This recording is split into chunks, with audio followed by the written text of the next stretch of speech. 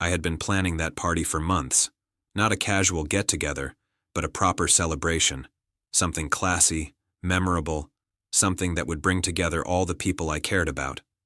I handled every detail, the venue, the decorations, the catering, even the music playlist.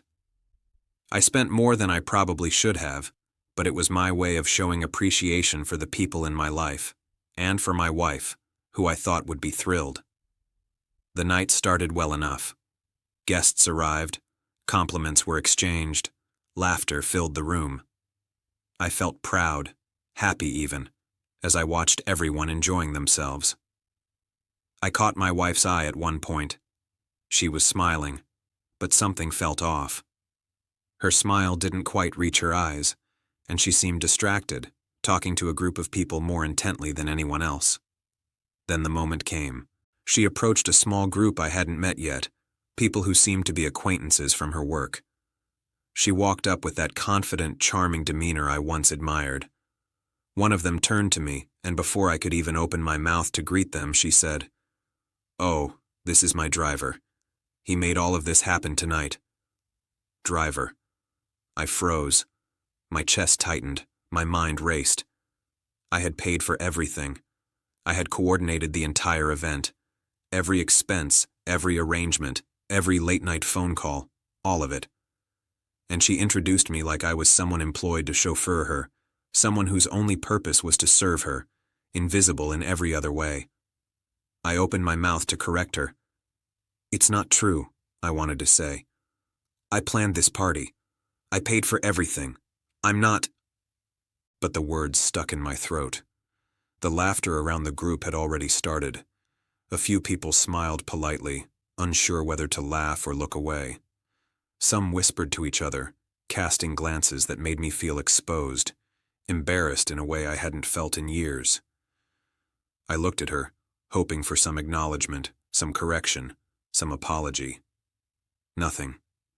She smiled at me, her smirk thin, precise, and completely unashamed, and walked away, leaning into another conversation as if nothing had happened. I felt like the air had been sucked out of the room. My stomach turned. My hands shook slightly as I tried to maintain composure in front of our guests. But the humiliation was searing, raw. The woman I had trusted, the woman I had loved, had just erased me in front of everyone. I retreated to a corner, nursing a drink I didn't really want. Guests came over, offering congratulations, chatting casually, but I couldn't shake the image of her words. Driver. The word echoed in my mind like a slap I couldn't ignore. After a while, I found her on the balcony, speaking softly with a man I didn't recognize. He laughed, and she laughed even louder, leaning close to him in a way I once thought was reserved only for me. I didn't confront her. Not yet. I didn't want to create a scene, not in front of all these people. But I knew, deep down, that something had changed, that something had always been wrong, and tonight had just made it visible. Later, when the party was winding down, I pulled her aside, keeping my voice low but steady.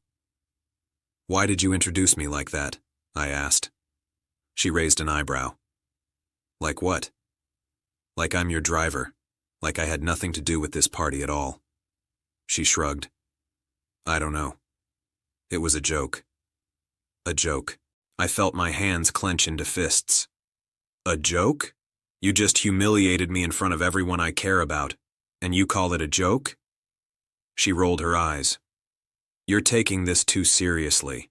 It's not a big deal." Not a big deal. I realized then that this wasn't about a party. It wasn't about words. It was about her. Her disregard. Her lack of respect. Her willingness to make me invisible while she positioned herself as charming, perfect, adored. I left the party early. I didn't argue. I didn't beg. I just walked out, telling myself that my dignity mattered more than her approval, or anyone else's perception of me. I drove home in silence, replaying every detail, every subtle moment of disrespect that I had brushed aside over the years. That night, I thought about everything. The late-night messages she hid, the excuses, the little betrayals that added up, And I understood something crucial. Humiliation is not always loud. Sometimes it's quiet, embedded in a word, a gesture, a smirk. And when someone chooses to make you invisible in front of the people you value most, that's when the truth becomes undeniable. The next morning, I started making decisions. I started looking at our relationship honestly. I talked to friends, sought advice, and realized that this wasn't just a single incident. It was a pattern, a sign of who she really was, who she had always been when she thought no one was watching, or when she knew everyone was watching. I didn't confront her about the party again. I didn't need to. The message was clear, the lines drawn. I started reclaiming my space, my confidence, my self-respect. She could keep her charm, her smirks, her jokes. I would keep my dignity. Months later, I look back at that night and I feel grateful. Grateful that I saw the truth early, that I didn't let her disrespect define me, that I chose myself over someone who clearly didn't value me. It hurt then, but it taught me more than years of trying to fix what was broken. Sometimes betrayal isn't about lies or cheating. Sometimes it's in the quiet moments, the small humiliations, the casual smirks that reveal the truth about someone you thought you knew. And sometimes walking away, even quietly, is the loudest statement you can make.